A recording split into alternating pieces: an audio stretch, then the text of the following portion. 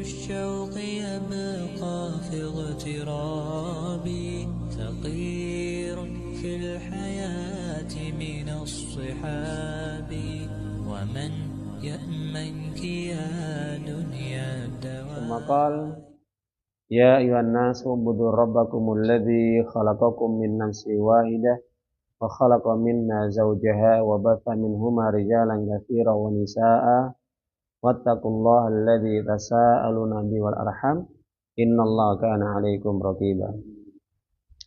وقال رسول الله صلى الله عليه وسلم فإن أصدق الحديث كتاب الله وخير الهدي هدي محمد صلى الله عليه وسلم وشر الأمور محدثاتها وكل محدثة بدعة وكل بدعة ضلالة وكل ضلالة في النار. ثم قال khairukum man ta'allama al-Qur'ana wa 'allama iqra'ul Qur'an fa innahu ya'ti yaumal qiyamah syafi'an li ashabi. Rabbi ishrah li sadri wa yassir li amri wa hlul 'uqdatam min lisani yafqahu qawli. Rabbi zidna ilma wa rzuqna fahma waj'alna minas sholihin.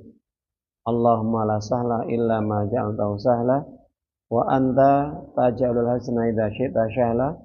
Allahumma inna nas'aluka ilman nafi'an wa rizqan thayyiban wa amalan mutaqabbalan. Allahumma inna nas'aluka al-huda wa tuqa wal afafa wal ghina. Alhamdulillah para jamaah Bapak Ibu yang dimuliakan oleh Allah Subhanahu wa taala. Tidak lupa pada kesempatan yang berbahagia ini kita bersyukur kepada Allah atas segala limpahan nikmat yang sudah Allah berikan kepada kita, terutama nikmat sehat, nikmat waktu. Dengan nikmat ini kita bisa melaksanakan segala aktivitas yang kita lakukan sehari-harinya. Kita bisa bekerja mencari nafkah, kita bisa bermain, kita bisa melakukan hal-hal yang mungkin tidak setiap orang bisa melakukan bagi orang-orang yang sakit. Maka sehat dan waktu ini sebisa mungkin terus kita gunakan untuk perkara-perkara yang bermanfaat sehingga bisa mendatangkan keberkahan pahala di sisi Allah Subhanahu wa taala. Dan kita bersyukur kepada Allah taala yang dimana sampai detik ini kita masih diberi kesempatan oleh Allah untuk bisa melaksanakan sholat berjamaah di masjid yang mulia. Dan alhamdulillah kita masih diperkenankan oleh Allah untuk bisa menghadiri majelis ilmu, dan ini merupakan Riyadul Jannah, yaitu taman-taman surga. Kenapa dinamakan majelis ilmu adalah Riyadul Jannah? Karena bagi orang-orang yang ingin mengharapkan bertemu dengan Allah nanti di surganya, maka tentunya dia harus melakukan amal-amal kebajikan, amal solih dengan cara belajar ilmu agama. Maka orang bisa bertemu dengan Allah, bisa memasuki surganya, maka syaratnya yang pertama adalah berilmu. Kalau orang tidak memiliki ilmu, maka tentunya dia tidak akan tahu jalan menuju surganya Allah Ta'ala. Sebaliknya bagi orang-orang yang punya ilmu, pasti dia tahu mana jalan yang ditunjukkan oleh Allah untuk bisa menuju kepada pintu-pintu surganya Allah Ta'ala. Maka hal itu dengan ilmu. Oleh karena itu para jamaah, Bapak Ibu yang dimulaikan oleh Allah, dengan kita menghadiri majelis ilmu secara tidak langsung kita berusaha untuk mengikuti tuntunan bimbingan yang diajarkan oleh Allah dan Rasul-Nya supaya kita nanti mudah untuk masuk ke dalam surga. Oleh karena itu baginda kita yang mulia Nabi Muhammad Rasulullah SAW selalu memberikan motivasi, semangat kepada umatnya agar selalu terus belajar ilmu agama, menuntut ilmu syar'i agar nanti mudah jalannya menuju surga. Dijelaskan di dalam hadis Imam Muslim, Imam Tirmidzi dan yang lainnya bahwasanya Rasulullah SAW bersabda, "Man salaka tariqan yaltamisu fihi ilman, sahalallahu bihi tariqan ilal jannah."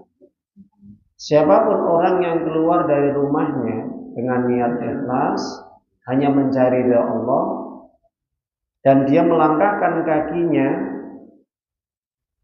dalam rangka untuk menuntut ilmu agama, ilmu yang syar'i, maka Allah akan memudahkan jalannya nanti ke surga. Maka Ibnu Hajar Asqalani menjelaskan bahwa hadis ini merupakan kabar gembira bagi setiap orang yang mau meluangkan waktunya, mengerahkan tenaganya, pikiran, bahkan sampai mengeluarkan hartanya dalam rangka untuk menuntut ilmu, maka Allah ganti semua apa yang dicurahkannya, yang dikorbankannya itu dengan jalan menuju surga. Dan nanti Allah akan mudahkan. Maka para jamaah Bapak Ibu rahimani rahimakumullah taala, hendaknya kita bergembira, kita senang, yang dimana saat ini kita masih diberi nikmat oleh Allah untuk bisa menghadiri majelis ilmu. Maka rugilah orang-orang yang terhalangi untuk bisa mendatangi majelis ilmu. Alangkah rugi. Kenapa? Di saat mereka punya kesempatan yang sudah Allah berikan, waktu, tenaga, pikiran, harta, bahkan kesehatan yang seharusnya itu digunakan untuk amal kebajikan, salah satunya adalah menuntut ilmu, tapi itu disia-siakan. Alangkah ruginya. Jadi para jamaah Bapak Ibu, sekali lagi di sini saya pribadi menasihatkan dan juga pada para jamaah, maka tetaplah kita semangat untuk beribadah kepada Allah. Maka nikmat yang sudah Allah titipkan kepada kita, yang sudah Allah berikan kepada kita berupa nikmat iman dan Islam ini harus kita jaga sampai kita meninggal dunia. Sebagaimana pesan Allah di dalam surat Ali Imran, surat yang ketiga ayat 102, wala tamutunna illa wa antum muslimun. Jangan sekali-kali kalian mati kecuali tetap berserah diri untuk taat kepada Allah dengan menjalankan syariatnya berdasarkan petunjuk di dalam kitab Allah Al-Quran dan sunnah Rasulnya yang mulia Sallallahu Alaihi Wasallam. Para jamaah Bapak Ibu yang dimuliakan oleh Allah SWT, Ibnu Qayyim Al-Jauziyah rahimahullah ta'ala di dalam kitab Al-Fawaid itu pernah menyampaikan, lil abdi bana yadayillahi ta'ala mauqifani. Lil abdi bana yadayillahi ta'ala mauqifani. Seorang hamba itu ketika menghadap Allah itu ada dua waktu. Seorang hamba itu ketika menghadap Allah itu ada dua waktu. Ketika menghadap Allah.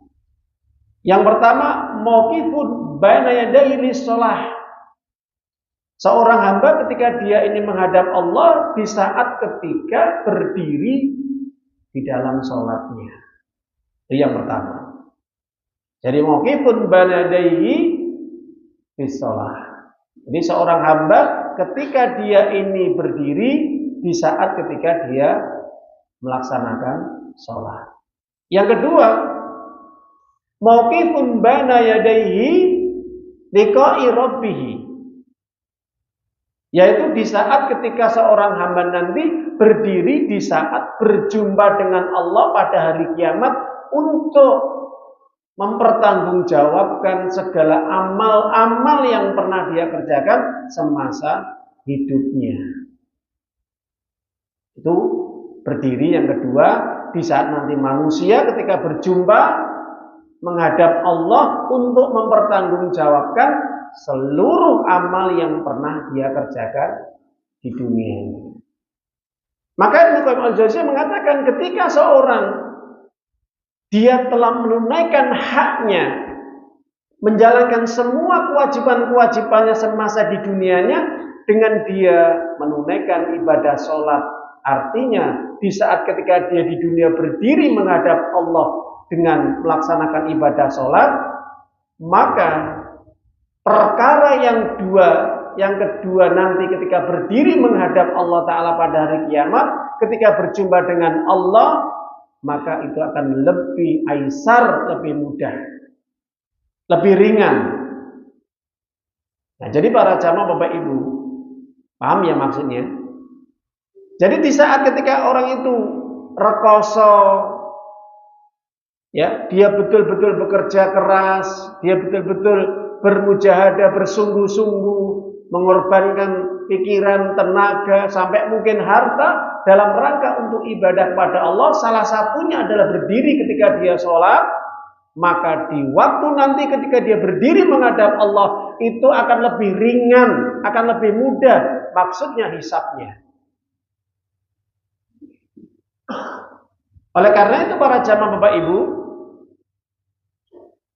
Allah katakan di dalam Al-Quran surat Al-Baqarah ayat yang ke-238, surat yang kedua, yang dimana Allah perintahkan kepada orang-orang yang mengaku beriman, hendaknya senantiasa mereka menjaga sholatnya.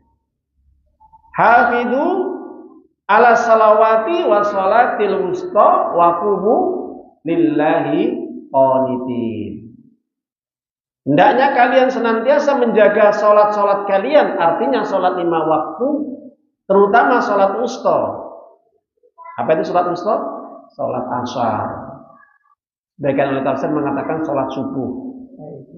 Banyak perbedaan. Karena memang 2 waktu ini adalah waktu yang sangat berat. Ya. Baik itu sholat asar maupun sholat subuh. Banyak manusia yang melalaikannya. Waktu mulai qanitin, hendaknya kalian berdiri menghadap Allah dengan menjalankan sholat dengan cara yang khusyuk. Ya, itu perintah Allah. Jadi ketika orang itu betul-betul dia berdiri, tujuannya adalah untuk menunaikan ibadah sholat dalam rangka untuk menghambakan dirinya di hadapan Allah, membesarkan Allah, mengagungkan Allah, memuliakan Allah dengan cara ibadah sholat yang sudah Allah tetapkan, yang sudah Allah syariatkan, yang sudah Allah perintahkan. Maka orang yang seperti ini dia menunjukkan sebagai hamba yang betul-betul butuh untuk diperhatikan, butuh untuk dimuliakan, butuh nanti untuk diangkat derajatnya nanti pada hari kiamat. Maka yang seperti ini akan lebih ringan hisabnya, lebih mudah hisabnya nanti pada hari kiamat. Kenapa? Karena dia betul-betul sudah menunjukkan sebagai manusia yang menghambakan dirinya di hadapan Allah, merendahkan dirinya, tunduk, patuh kepada Allah.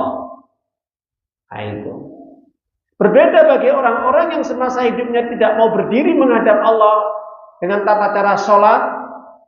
Dia selalu mengabaikan sholat, meninggalkan sholat. Nah, ini menunjukkan sebagai manusia yang sombong, kibr, mustakbir. Seakan-akan dia tidak butuh Allah. Dia tidak mau mengagungkan Allah, memuliakan Allah. Dia tidak merendahkan dirinya di hadapan Allah. Padahal Allah sudah menciptakannya, Allah sudah memberikan segala nikmat yang dia inginkan. Maka yang terjadi pada hari kiamat, orang yang seperti ini asyaddu lil hisab, lebih berat hisabnya nanti pada hari kiamat. Bahkan orang yang seperti ini akan dihinakan oleh Allah Azza wa Jalla. Makanya kalau kita membaca di dalam Al-Quran, yaitu di surat Abasa, yang dimana Allah sampaikan di ayat-ayat yang terakhir, apa kata Allah? Wujuhi yawma idim musfirah, dhahikatum mustabsyirah. Nanti pada hari kiamat akan tampak wajah-wajah orang yang beriman itu sumringah, senang, gembira.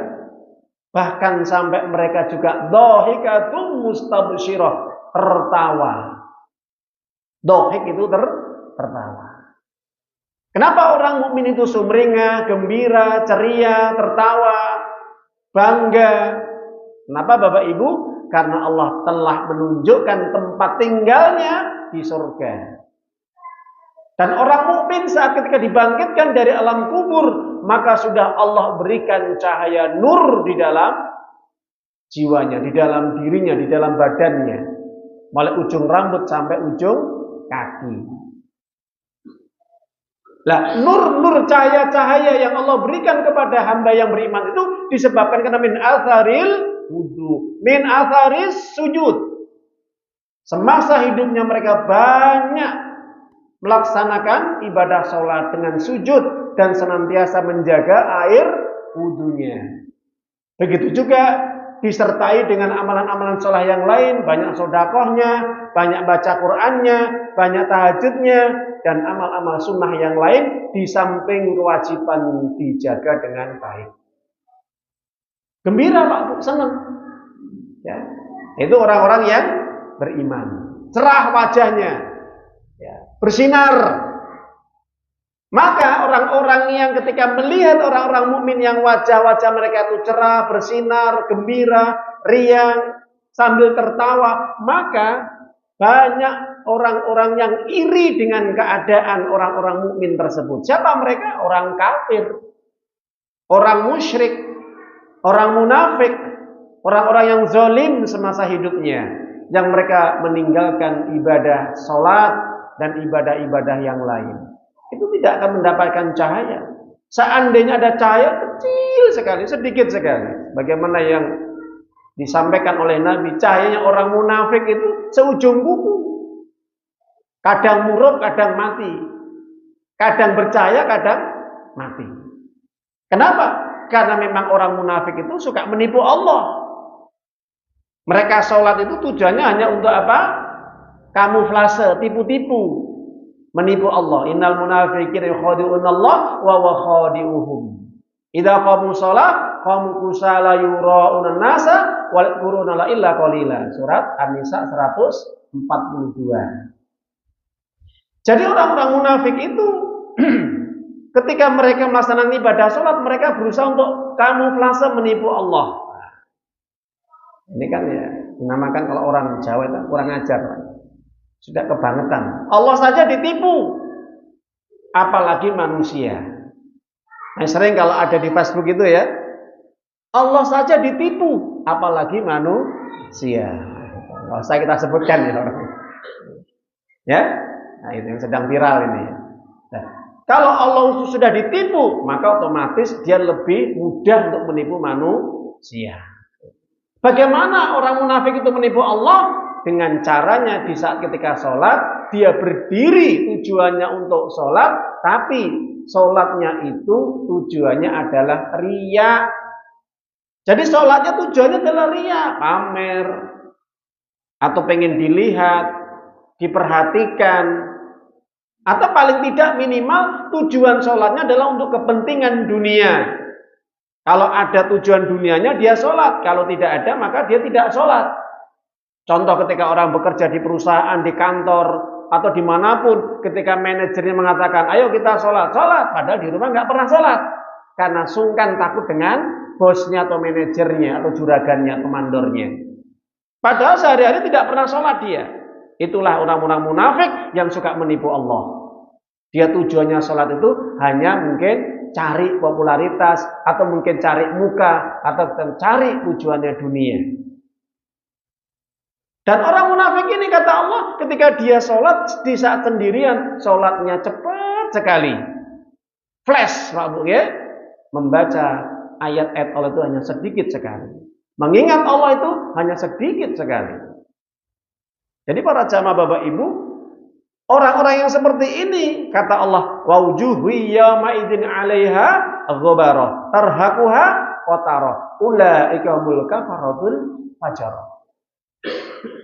Wajah-wajah mereka orang-orang kafir, munafik, musyrik, dolim dan sebagainya yang semasa hidup tidak taat kepada Allah, mengabaikan ibadah sholat, apalagi perintah-perintah ibadah yang lain, maka mereka diliputi dengan kegelapan. Wajahnya suram, diliputi kehinaan, malu di hadapan seluruh manusia. Why? Kenapa? Li'annahum laisa lahu nur, karena mereka tidak memiliki cahaya.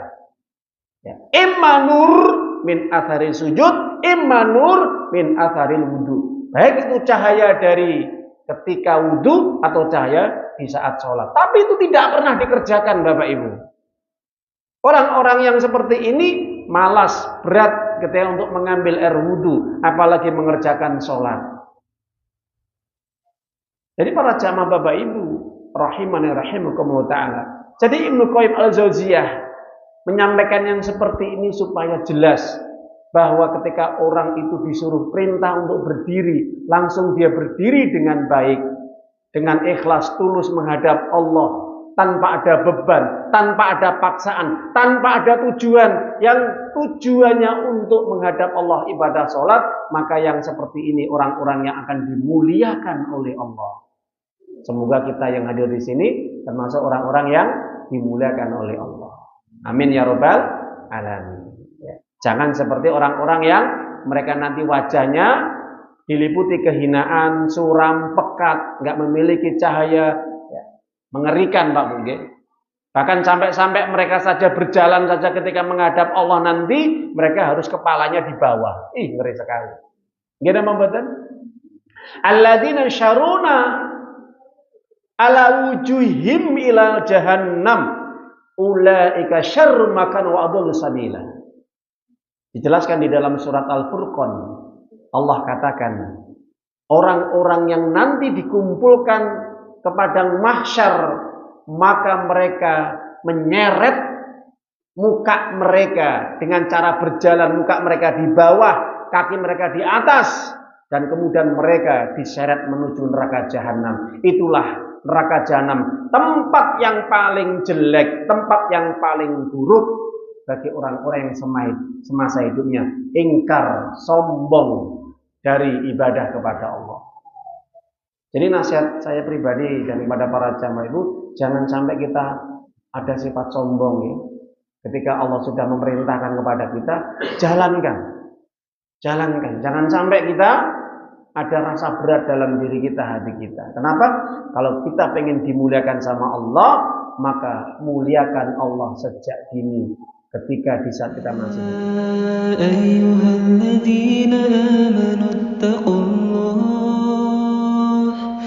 ittaqullaha haqqa tuqatih wa la tamutunna illa wa antum muslimun.